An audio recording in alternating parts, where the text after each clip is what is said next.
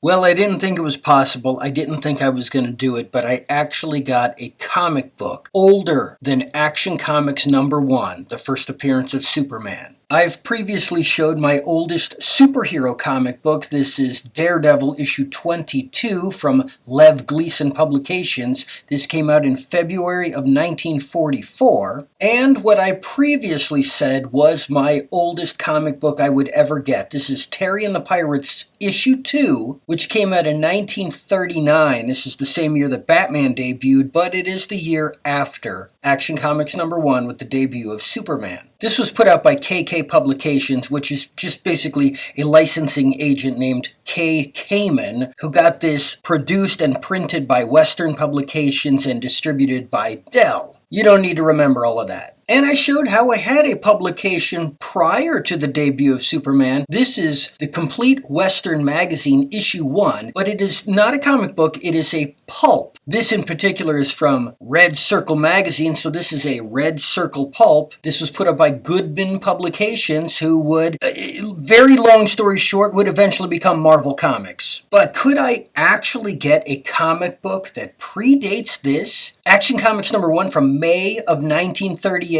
That's when it came out, not this cover date here. It came out May of 1938. This is my facsimile edition. No, I don't have an original. Sorry. I'm not a quadrillionaire. Well, I did it. This is Famous Funnies, issue 36 from Eastern Color Publications. This came out in July of 1937, 10 months before Action Comics #1. This is the real deal. This is an original comic, not a facsimile edition. And it is a comic book. But DC Comics, which at the time was called National, did not begin with Action Comics #1. That's just where Superman debuted, launching superheroes for the first time in comics. No, they had another comic that was out called Detective Comics. Issue 27 would feature the first appearance of Batman. But when this comic came out, Detective Comics issue 5 was out. But you know what? That wasn't DC or National's oldest comic. No, they started with New Fun Comics issue 1, which is immediately retitled to More Fun Comics with issue 2. And when this came out, More Fun was up to issue 22. As you recall, I do have the facsimile edition of New Fun #1 from February of 1935. In this bag is the flimsy, brand new, accurate facsimile edition that just came out this year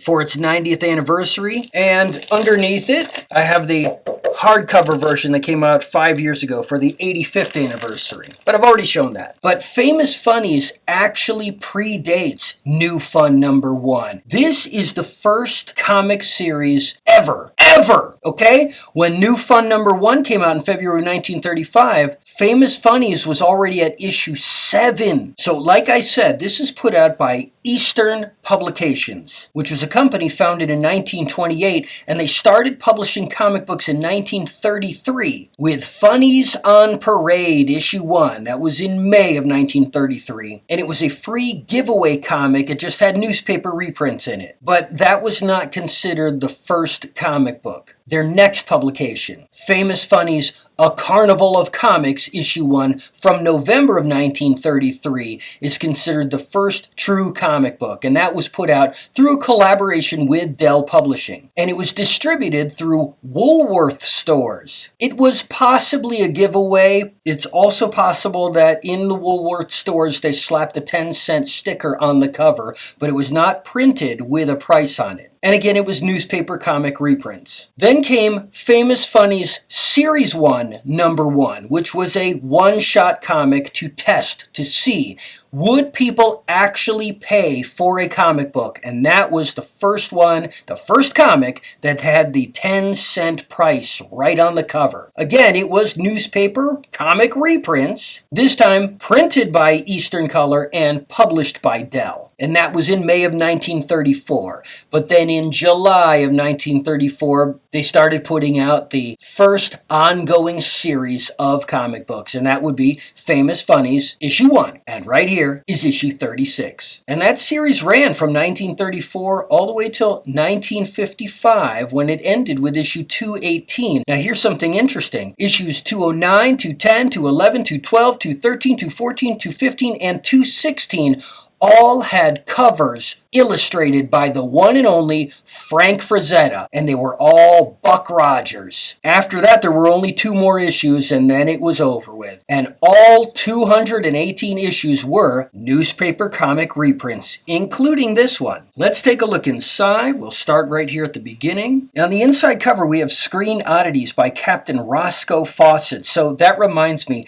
yes, I do have publications older than this. I have, from Fawcett Publications, Captain Billy's Whiz Bang, issue 19 from 1921.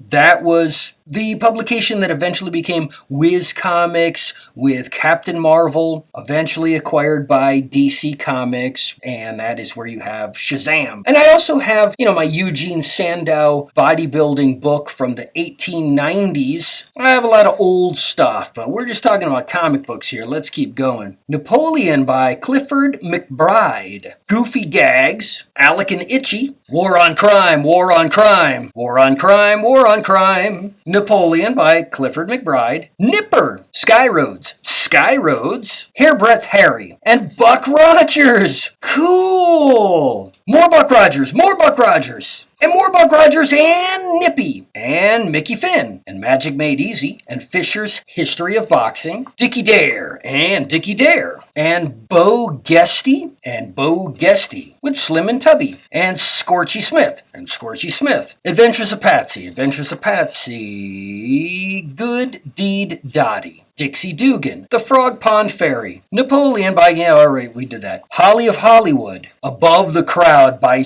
Dookie Allen, The Bungle Family, and Little Brother, Ned Brandt of Carter, and Ned Brandt of Carter. Okie Dokes, Okie Dokes, Funland, and Highlights of History, The Boyhood of Alexander the Great, Ollie of the Movies, Ollie of the Movies, Connie, Bobby, Somebody's Steenog, Mescal Ike. These are weird. Jane Arden and Jane Arden. Ooh, paper dolls. I'm glad no one cut them out of my comic. Jane Arden and Jane Arden. Thank you for not destroying my comic, people of olden times. Buddy and Fatty. There's a town. Flight. Babe Bunting.